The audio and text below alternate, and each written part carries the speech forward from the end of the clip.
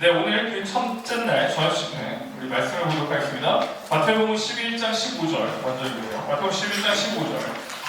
굉장히 짧은 구절이고요. 네, 마태복음 11장 15절입니다. 우리 같이 한번 읽겠습니다. 시작. 귀 있는 자는 들을지어다. 네, 그리고 신명기 6장 4절 읽을게요. 같이 읽습니다. 시작. 이스라엘아 들으라. 우리 하나님 여호와는 오직 유일한 여호와시니라. 아멘.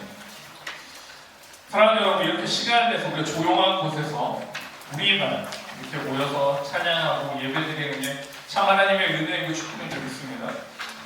이렇게 온전히 집중하고 하나님께 나아갈 수 있는 시간은 제가 볼 때는 2024년도에 오늘, 내일, 그리고 올해뿐입니다. 이 3일 뿐일 것 같아요.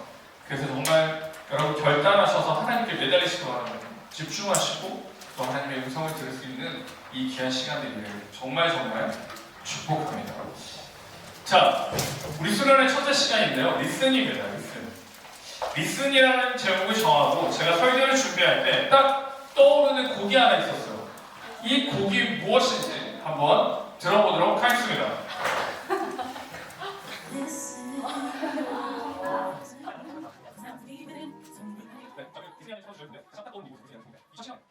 그 영화의 OST였죠. 드림걸즈라는 영화의 OST였어요. 비욘세가 부른 곡인데 가사를 한번 볼까요? 네, 와우. And I've tried and tried to say what's on my mind. 네, 굉장히 좋은 말인데 이 내용을 보면 자, 한글로 제가 또 가져왔겠죠. 난 내 마음이 어떤지 말하려고 노력하고 또 노력했죠. 이건 앞에 부분이 아니에요. 중간 부분입니다. 당신은 알았어야만 해요. 이제 내가 당신을 믿는 건 끝났어요. 내가 어떤 기분인지 모르겠죠. 난 당신이 만든 것보다 더 뛰어나요. 하지만 이제 난 나만의 것을 찾을 거예요. 나의 목소리를. 굉장히 단호한 결단의 가사로 노래입니다. 여러분 어때요? 동질감을 느끼십니까? 아니면 동감이 되나요? 이해가 됩니까? 세상에서는 자신이 처한 상황을 과감하게 이겨내겠다라는 주장이죠. 나는 나만의 길을 가겠다.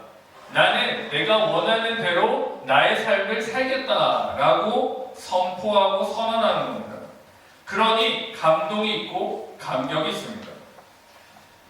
그런데 이 리슨이라는 이 곡을 통해, 이 가사를 통해 우리의 삶 가운데도 동일하게 적용이 돼요. 나도 나만의 길을 가려고 합니다. 그리고 어떻게 해요? 당신은 알았어야만 해요. 여기서 당신이 누군가요? 하나님입니다. 하나님 당신은 나를 알았어야만 합니다. 이제 내가 당신을 믿는 거 끝났어요. 왜 그럴까요? 이제 난 나만의 것을 찾으려고 합니다. 나의 삶을.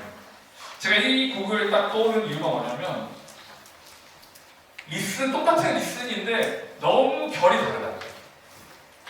이 팝송의 리슨은 내 말을 들으세요.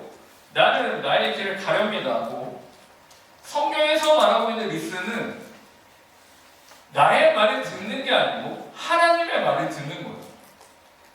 차이가 다르죠. 그러나 제목은 맞습니다. 내가 이 삶 가운데 이런 가사의 고백을 하면서 사는 사람이 너무 많아요. 하나님, 내 삶을 들어주세요. 하나님, 내가 말하고 싶은 것을 좀 들어주세요. 내가 하는 것을, 내가 원하는 것을 해주셔야죠. 그렇게 하지 않으면 나는 당신을 믿을 수 없습니다. 나는 당신이 생각하는 것보다 더 능력이 있는 사람입니다. 라고 말하며 살아갑니다. 여러분 어떠세요? 여러분 정말 하나님 내 말 좀 들어주세요 하며 살아가십니까? 아니면 하나님의 음성을 들으면서 살고 있습니까? 지난 한 해, 우리가 몇 시간 안 됐지만 지난 한 해의 삶들을 돌아보면 나는 정말 하나님 앞에 내 목소리를 들어주세요라고 외쳤는가, 아니면 하나님의 음성에 귀를 기울였는지를 여러분 생각해 보셔요. 하나님이 생각하는 것보다 나는 더 뛰어난 존재입니다. 이걸 어떻게 확인할 수 있을까요? 하나님의 말씀에 집중하고 귀 기울이지 않는 사람들은 하나님보다 더 뛰어난 사람이죠. 왜냐하면 하나님의 말씀이 필요 없는 사람들이기 때문에 그렇습니다. 오늘 이 수련회를 시작할 때 첫째의 주제를 리슨으로 잡은 이유는 내가 나의 목소리를 하나님이 들으세요 라고 살고 있는지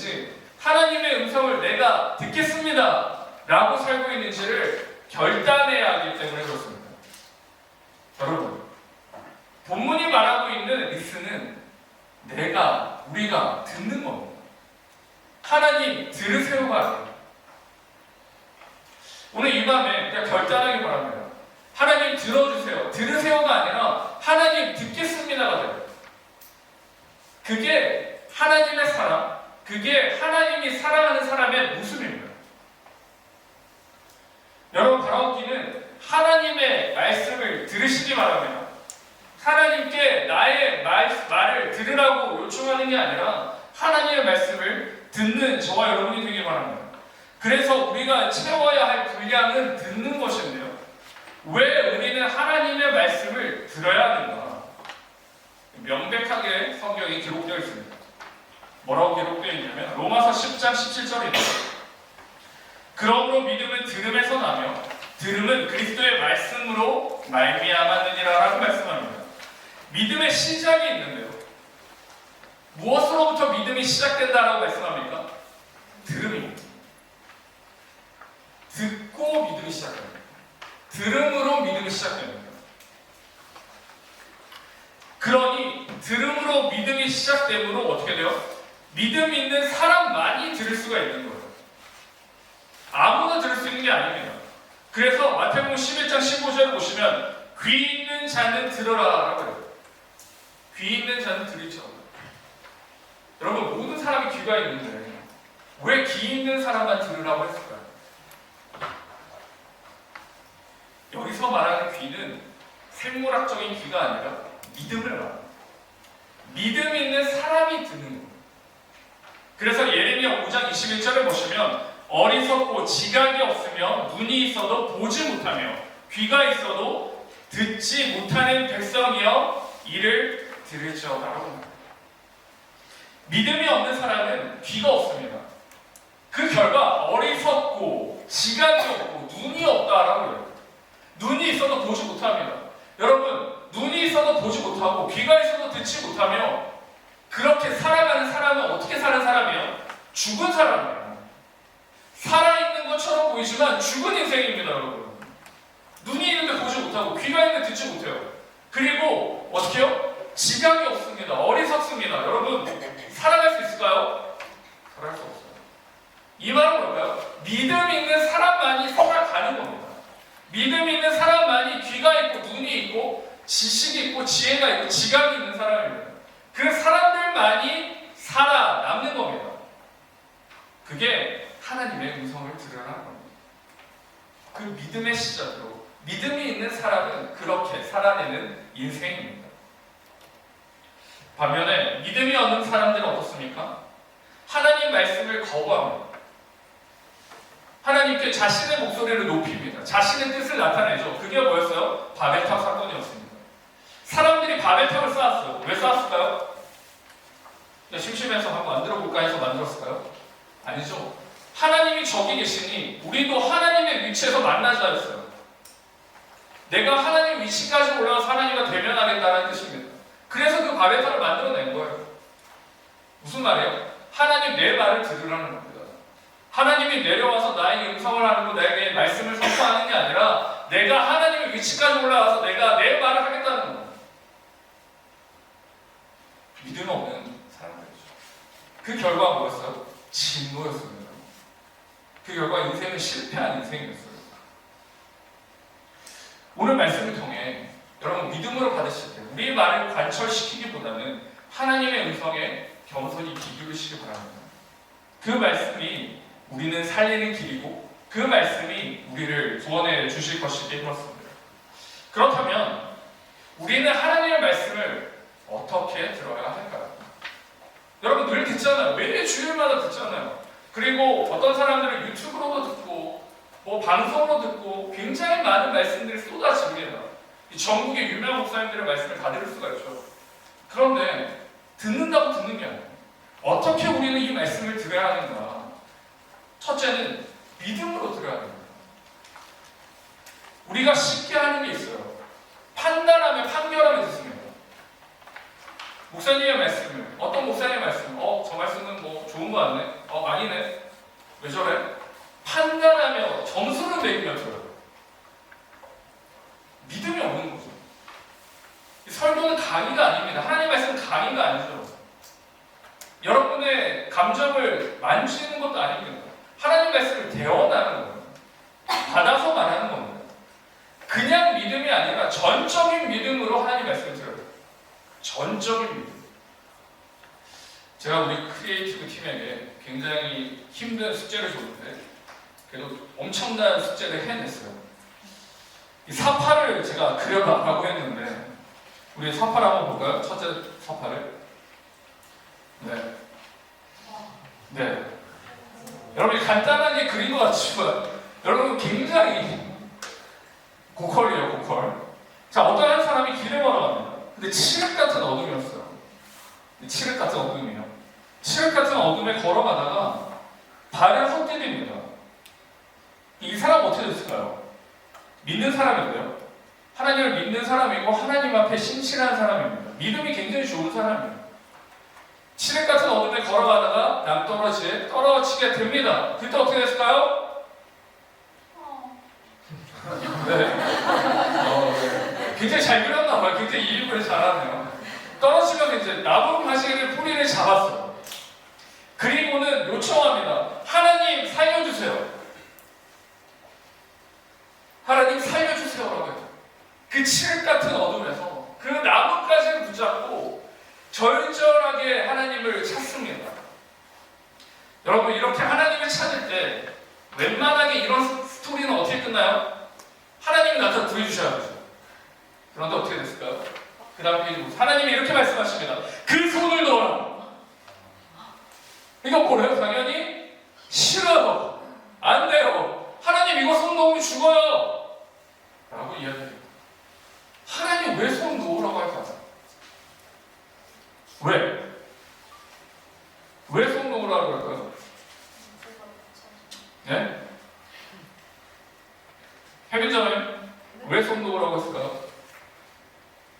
다른 방법으로 보여주려고. 아, 다른 방법으로 구제하려고. 네.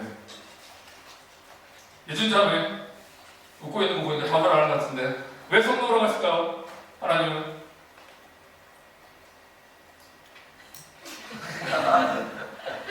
네. 하나님께서 손 놓으라는 이유가 있어요. 제가 말했죠. 이 친구는 뭐라고요? 굉장히 신실한 크리스천입니다. 그래서 믿음이 굉장히 깊은 사람입니다. 하나님이 손을 놓아라.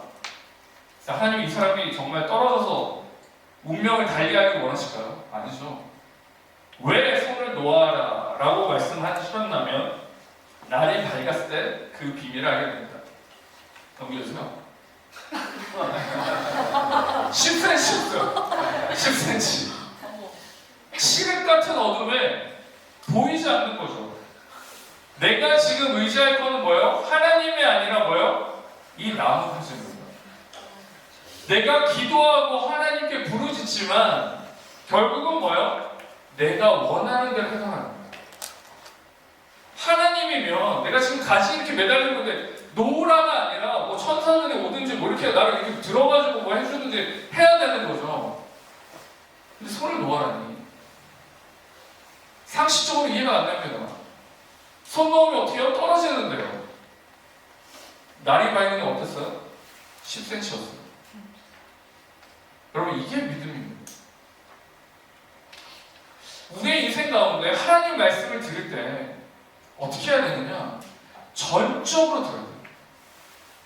그냥 내가 듣는 둥 마는 둥 하나님 말씀을 받는 게 아니라 이 나무가지를 붙잡고 있지만 이걸 놓으면 어떻게 될지 모르지만 하나님이 놓으라고 말씀하셨으니까 어떻게 해요? 놓는 거예요.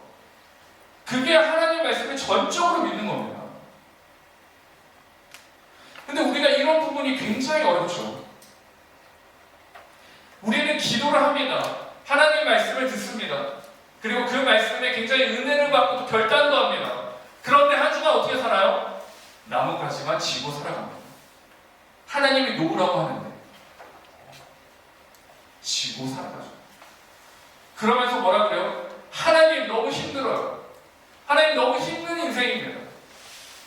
하나님 왜 이렇게 힘들게 살아야 합니까? 근데 하나님 놓으라고 하는데 놓지 않는 거죠. 알고 보면 10cm밖에 안 됩니다. 전적인 신뢰, 전적인 믿음으로 하나님 말씀을 들어야 합니다. 여러분 이 사람 밤새 뭐 한 걸까요? 다시 한번 앞으로 한번 한 카트 넘겨주실래요? 이 사람 밤새 뭐 할 걸까요? 이 10cm 두고 뭐 할 걸까요? 허비한 겁니다. 삶도, 시간도, 힘도 다 허비한 거예요. 의미가 없습니다. 우리가 하나님 말씀을 받을 때 시간과 인생과 힘을 허비하지 않길 바랍니다. 하나님이 놓으라고 하면 놓는 믿음이 있어야 돼요. 말씀을 들었으면 그 말씀 앞에 전적으로 신뢰하고 순종하는 모습이 있어야 됩니다. 그게 하나님의 사람의 모습이에요. 내 생각과 내 가치와 내 판단과 내 이해는 불가능하고 도저히 상상도 안 되지만 하나님이 말씀하시니 뭐요? 믿음으로 놓는 거예요. 이 말씀에 대한 반응들이 있는데요. 말씀에 대한 반응이 한 세 가지로 나타납니다. 말씀에 대한 우리의 반응이 있고요. 첫째는 어떻게 나타나느냐? 전지전능적 반응으로 나타납니다. 또 세 개를 다 이렇게 했네요. 전지적 반응이 나타납니다. 뭘까요? 내가 다 아는 거예요. 하나님은 사랑이시라. 그럼 다 알지. 하나님이 전지전능하시고 능력하시고 무소부지하시다. 다 알지. 하나님이 지금도 우리와 함께 하시고 나의 필요를 채워주신다. 다 알지. 그런데 뭐요? 아는 데서 드시는 거예요. 그냥 아는 거예요. 들어왔으니까요. 이런 반응을 보인 사람이 누굴까요? 신약 성경에 보면 바리새인들입니다. 알면서 끝나는 거죠. 지식적으로 알고 끝나는 거죠. 여러분 우리도 하나님 말씀 들을 때 전지전능적 반응을 보입니다. 다 알아요. 창세기 1장 1절 태초에 하나님 천지를 창조하시고 다 알아요. 알면 뭐예요? 반응이 없는데. 우리가 병에 걸리면 약국을 가죠. 의사를 만나서 약 처방을 받습니다. 그리고 약 처방을 받게 되면 뭐예요? 이 약을 먹어야지만 어떻게 돼요? 회복하게 되죠. 그런데 어떤 사람은 이 약을 먹으면 회복될 줄 알고 있습니다. 믿습니다. 그런데 먹지 않아요. 여러분 이 약을 먹으면 내가 괜찮아질 것을 아는데 안 먹으면 뭐예요? 아무 소용이 없어. 이게 전지전능 반응입니다. 이걸 먹으면 분명히 회복될 줄 알아요. 깨끗함을 입는 줄 압니다. 먹지 않아요. 이게 전지전능적 반응입니다. 두 번째는 말씀에 대한 반응이 뭘까요? 사춘기적 반응입니다. 사춘기. 자, 여러분 다 사춘기를 지나왔죠? 요즘에는 뭐 대학생도 사춘기를 하고 뭐 이렇게 직장인도 사춘기를 한다고 하는데 사춘기적 반응, 무반응입니다. 무반응입니다. 하나님이 어떤 말씀을 줘도 반응이 없어요. 그냥 가만히 앉아있다 무슨 생각하는지 모르겠고 가만히 앉아있다 가요. 반응이 없어요. 내가 하나님 말씀을 받을 때 사춘기적 그 반응으로 대합니다. 하나님은 사랑이시다. 그래. 하나님이 진노하신다. 그래. 어떤 말씀이든지 나랑 상관이 없이 그냥 넘어가요. 이게 말씀에 대한 두 번째 우리의 태도입니다. 그런데 말씀에 대한 세 번째 태도는 뭐냐? 바로 아멘입니다. 아멘. 여러분 아멘은 우리가 기도 마칠 때 하잖아요. 예수님의 이름으로 기도드립니다. 아멘. 이 아멘의 뜻이 뭘까요? 아멘. 알고 있는데 이렇게 얘기 안 하는 거죠. 자, 우리 석화 형제, 아멘의 뜻이 뭘까요? 그렇게 될 것입니다. 그렇게 될 것입니다. 예, 굉장히 역시 리더입니다. 그렇게 될 것입니다. 아멘. 아멘이라는 말은 동의한다는 뜻입니다. 동의를 선언하는 것입니다. 진실로, 틀림없이 그렇게 될 것입니다. 라는 뜻이에요. 하나님 말씀을 받을 때 세 가지라고 말씀드렸습니다. 전지전능적 반응입니다. 나는 다 알아요. 다 이해해요. 그거를 지금도 계속 들었어요. 가 있었고요. 두 번째는 무슨 반응이라고 말씀드렸습니까? 사춘기적 반응이에요. 무반응이에요. 어떤 말씀을 줘도 똑같아요. 어제, 오늘, 내일 그리고 내년도 똑같아요. 반응이 없습니다. 그런데 세 번째 반응은 뭐라고요? 아멘으로 반응합니다. 그렇게 진실로 틀림없이 될 줄 믿습니다.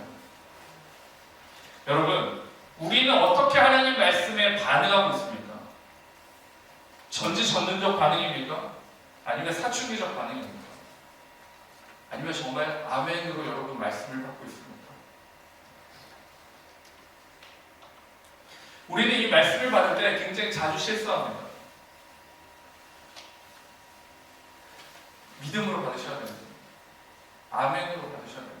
하나부터 열까지 다 이루어주실 것임을 믿고 그것을 내 가운데 품는 것이 바로 하나님의 말씀에 대한 우리의 진실한 반응입니다.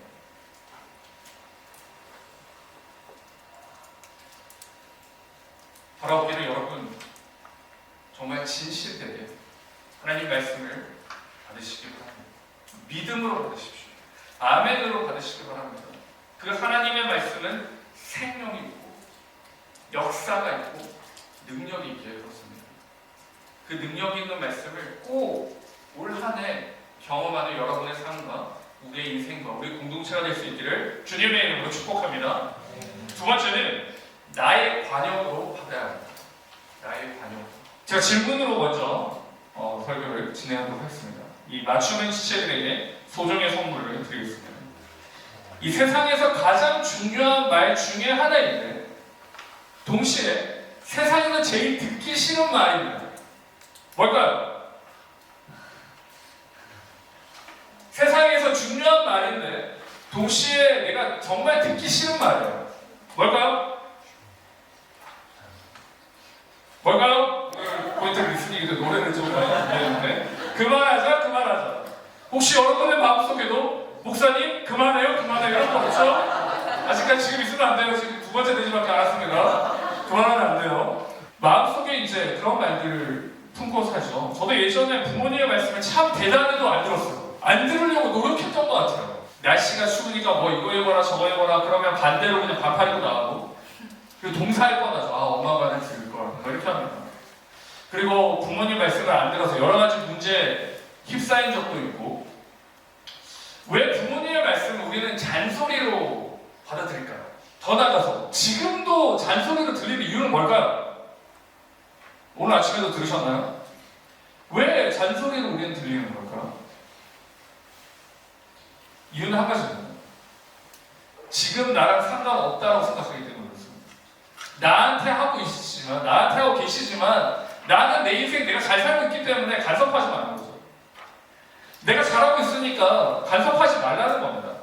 근데 나랑 상관이 없는 거예요.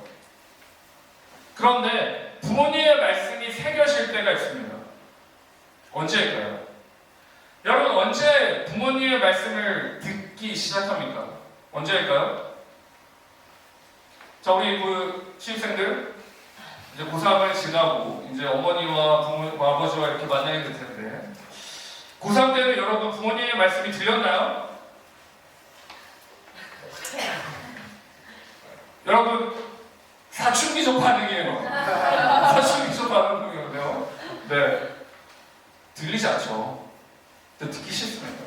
근데 언제 부모님의 말씀이 들리기 시작하냐면 부모님께 마음이 열릴 때 들리기 시작합니다. 이제 부모님이 연약해지고 힘이 빠진 모습들을 볼 때 이제 마음이 열리기 시작해요. 그때 최선을 다해서 부모님 말씀을 들으려고 노력합니다. 또 철든 건 아니지만 그렇게 인생은 나아갑니다. 오늘 우리가 말씀을 들을 때도 어떻게 들어야 될까요? 중요한 자세는 나와 연관이 되어 있다고 생각해야 돼요. 모든 하나님의 말씀은 나에게 향한다라고 알고 있어야 합니다. 어떤 말씀을 들을 때마다 이렇게 생각할 때가 있어요. 이 말씀은 걔가 들어야 될 것 같은데? 저 말씀은 저 친구가 들어야 될 것 같은데? 저한테도 그렇게 말하는 사람이 있어요. 목사님 지난주 설교는 그 친구가 들었어야 했어요. 그래서 제가 속으로 너는? 라고 이야기를 하는데 하나님의 말씀은 옆에 사람에게 주는 게 아니에요. 하나님의 말씀은 나에게 주시는 겁니다. 어느 말씀도 나를 비껴가지 않아요. 그래서 이 두 번째가 나의 관역에 꽂히는 겁니다. 빗나가는 게 아니고요. 축복된 말씀, 은혜된 말씀만 내 관역에 꽂히는 게 아니고 모든 하나님의 말씀은 나에게로 향하는 겁니다. 그래야지 들립니다. 그렇게 하시면 들리기 시작해요. 나랑 상관이 없으면 마음이 다칩니다. 여유가 없죠. 나랑 별개가 됩니다. 그럼 들을 기가 없죠. 여러분, 모든 말씀은 나에게 주시는 겁니다.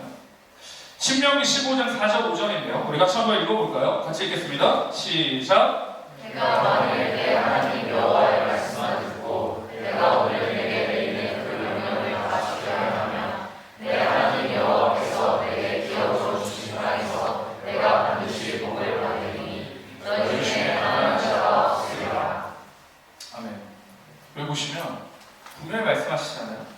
누구에게 말씀하시냐고요? 네가. 여기는 너입니다. 근데 그 말씀을 받는 나가 되는 거죠.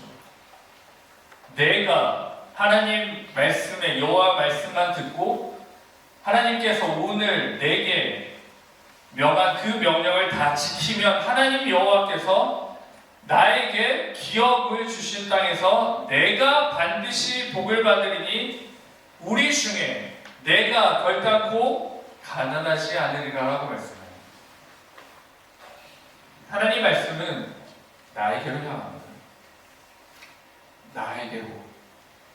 그 말씀이 나의 관역에 꽂혀야 돼요. 그 말씀이 나에게 관역에 꽂히기 위해서는 어떻게 해야 될까요? 그 관역의 조정을 잘 해야 되는 거죠. 하나님의 하사는 언제든지 나에게로 향합니다. 근데 내가 그 자리에 있어야 되는 거죠.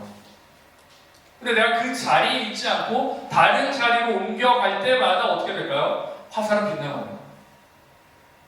그 자리가 어딜까요? 예배의 자리예요. 예배의 자리에서 말씀의 자리에 앉아서 그 말씀 가운데 내가 들어가야지만 그 화살이 내 관역에 박히게 되는 거죠. 그런데 내가 열심히 노력합니다. 하나님 말씀을 피하기 위해서. 교회도 오지 않고 예배도 드리지 않고 말씀도 보지 않습니다. 그러면서 은혜가 없다라고 이야기해요. 하나님 말씀하지 않고 은혜가 없고 하나님이 나를 떠나신 것 같다라고 이야기해요. 정작 누가 떠났을까요? 내가 피해 다니는 거예요. 내가 아니라 이 사람들에게만 말씀하시고 힘들고 어렵고 수고하고 무거운 모든 것들은 저 사람에게만 하는 거고 축복되고 나를 인도해 주시고 보호해 주신 건 나한테만 보시는 거예요. 저 사람 말고 저한테 해주세요. 그런데 고난을 받을지 전 아니에요. 저 옆에 저 친구 저기 있잖아요. 저 리더들이 고난 받을 거예요. 이렇게 가는 거죠. 관역이 빗나갑니다. 하나님의 말씀은 나의 관역에 꽂혀야 돼요.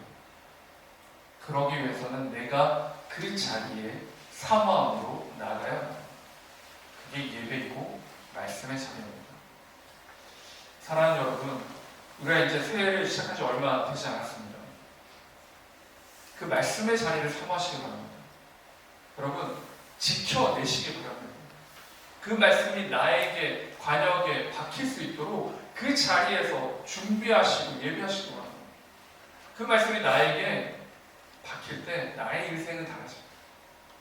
지금까지 피해 다녔던 인생과는 다르게 더 놀라운 하나님의 은혜와 축복을 누릴 수가 있습니다. 나의 관역에 하나님의 말씀이 박힐 수 있도록 그 예배와 말씀과 그 은혜를 사모하시며 나아가시는 저 우리 모두 될 수 있기를 주님의 이름으로 축복합니다. 세 번째는 하나님의 말씀을 우리는 어떻게 반응해야 되느냐? 유일한 분으로 받아야 합니다. 유일한 분. 여러분, 우리가 인생을 살면서 멘토로 삼는 분들이 있죠. 여러분도 아마 있으실 것 같은데 이분만큼은 정말 나는 믿고 따를 수 있겠다라고 생각하는 사람들이 있습니다. 그래서 그분이 하는 모든 행적들을 닮아가고 싶어 해요. 말투나 행동이나 또 이루어낸 업적들을 동일하게 내가 그것들을 감당할 수 있도록 맞추어 가려 합니다. 여러분에게는 닮고 싶은 멘토가 있으세요? 아니면 약간 우러러보는 뭐라고 해야 될까? 그런 이루고 싶은 그런 사람들이 있습니까? 근데 나이가 어리면 어릴수록 쉽게 나와요. 초등학생들한테 너가 원하는, 너가 정말 존경하는, 닮고 싶은 사람이 누구냐? 이순신이요. 이렇게 말할 수 있죠. 근데 청년들한테 누구냐? 하면 이제 이렇게 되는 거예요. 없어요. 근데 제가 지금 이렇게 인생을 살아오면서 생각해 보니까 결국엔 그 멘토들이 사라지기 시작합니다. 내가 존경하고 내가 바라보고 내가 닮고 싶었던 사람들이 조금씩 이 땅에 사라집니다. 이 없어지는 거죠. 굉장히 씁쓸하고 슬프고 안타까운데요. 그러면 그럴수록 나에게 말해줄 사람이 없어집니다. 여러분이 듣기 싫었던 잔소리도 나중 되면 들을 수가 없게 돼요. 이제 나에게 무언가를 말해줄 사람들이 줄어들기 시작합니다. 그런데 여러분, 잔소리 들을 때 감사함으로 들으시기 바랍니다. 제가 말씀드렸던 것처럼 우리 삶에서 이제 어른들이 사라집니다. 점점 내가 그 자리에 이르게 됩니다. 이제. 지금 우리 제자훈련을 받고 있는 훈련생들도 갑자기 리더로 들어왔어요. 전혀 생각지도 못했는데 지금 제자훈련 끝나지도 않았는데 굉장히 힘든 자리에서 부담감과 어려움을 계속 토로해내고 있습니다. 내가 그 자리에 이제 나가야 되기에 그렇습니다. 근데 우리가 이 땅에 살아보면 유일하게 생각하는 것들이 있어요. 와, 정말 이거는 유일한 거야. 정말 이거는 어디에도 없는 거야. 라는 생각하는 것이 있습니다. 유일한 건 뭘까요? 하나뿐이어야 되는 거죠. 유일한 거는 변함이 없어야 됩니다. 유일한 거는 달라짐이 없어야 됩니다. 근데 유일하게 변함이 없고 변덕이 없는 게 있을까요? 여러분의 한 삶을 한번 돌아보시기 바랍니다. 여러분이 붙잡았던 유일한 건 뭘까요? 우리 고3 때까지는 공부죠. 유일한 목표입니다. 대학교 때는 뭘까요? 취업이죠. 취업하고 나면 뭘까요? 이직을 꿈꾸기도 하고 또 빨리 은퇴해서 노후를 보내는 겁니다. 근데 노후를 보낼 때의 꿈은 뭘까요? 건강히 죽는 거예요. 결국 인생은 뭘까요? 유일한 건 없어요.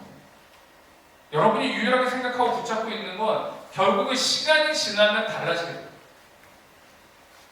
성경의 인물 중에 유한한 것을 유일하게 붙들 사람이 있습니다. 유한한 것인데 이것을 유일하다라고 생각하고 붙드는 사람이 한 명 나옵니다. 그 사람이 누구냐? 무명의 사람인데요. 누가복음 12장 16절입니다. 또 비유로 그들에게 말하여 이르시되 한 부자가 그밭에 소출이 풍성하매 17절입니다. 심중에 생각하여 이르되 내가 곡식 쌓아둘 곳이 없으니 어찌할까 하고 18절 또 이르되 내가 이렇게 하리라 내 곡간을 헐고 더 크게 짓고 내 모든 곡식과 물건을 거기에 쌓아두리라 라고 했습니다. 무명의 한 부자가 등장합니다. 근데 말씀은 이 부자가 어떻게 더 거부가 되었는지 설명하지 않아요. 그냥 부가 더 늘어났고 그러므로 말미암아 그 곡간을 열고 다시 지어서 그 모든 것을 보관하려고 합니다. 여러분, 이 부자에게 있어서 유일한 것은 무엇이었을까요? 돈이죠. 재산입니다. 이 물질입니다. 유일한 것이라고 붙잡았습니다. 그런데 유일하다라고 생각한 이 세상의 것을 붙잡은 이 사람은 어떻게 됐을까요? 유한한 인생이 있습니다. 세상에서 말하는 그 유일한 걸 붙잡았는데 이 사람의 인생은 유한하게 끝난 거예요. 19절은 이렇게 나옵니다. 또 내가 내 영혼에게 이르되 영혼아 여러 해 쓸 물건을 많이 쌓아두었으니 평안히 쉬고 먹고 마시고 즐거워하자. 20절입니다. 하나님을 이르시되 어리석은 자여 오늘 밤에 내 영혼을 도로 찾으리니 그러면 내 준비한 것이 누구의 것이 되겠느냐 하였으니. 세상에서 말하는 유일한 걸 붙잡았습니다. 유일한 걸 지었으니 유일하게 살아가야죠. 근데 유일한 걸 붙잡았는데 어떻게 됐을까요? 유한한 인생이 됐습니다. 끝나버렸어요. 아무것도 남지 않았습니다. 우리는 유한한 인생이 맞습니다. 그죠? 끝이 있죠. 끝이 있습니다. 그런데 우리는 하나님을 믿는 그리스도인들은 유한한 인생이 아니라 하나님의 무한한 자원에 동참하는 존재입니다. 이해가 돼요? 유한한 인간이 하나님의 무한한 자원에 동참하는 것이 바로 그리스도인입니다. 이 무한함은 무엇일까요? 구원입니다. 구원. 오직 유일하신 하나님 안에서 누리는 것입니다. 이사야 37장 11절인데요. 구름 사이에 계신 이스라엘 하나님 만군의 여호와여 주는 천하 만국의 유일하신 하나님이시라. 주께서 천지를 만드셨나이다. 아멘. 유일하신 하나님이라고 선포합니다. 그러니 우리에게 말씀해 주실 수 있는 유일한 분은 누구실까요? 하나님입니다.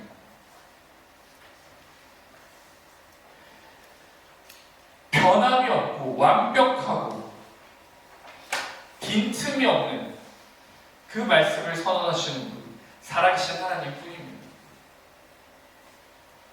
유일하게 나의 삶을 아시고 유일하게 나의 미래를 아시고 유일하게 나의 인생의 길을 아시는 분, 살아계신 하나님 한 분뿐이에요. 그래서 그 하나님 말씀이 우리에게는 무한한 능력이 되는 겁니다.